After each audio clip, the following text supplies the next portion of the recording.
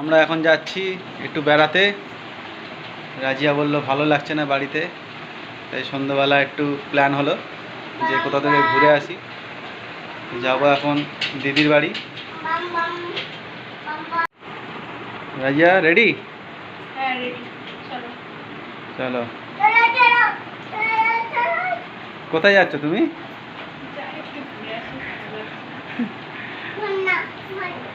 বাহ, সাইদ কোথায় যাবে তুমি? কোথায় যাবে তুমি?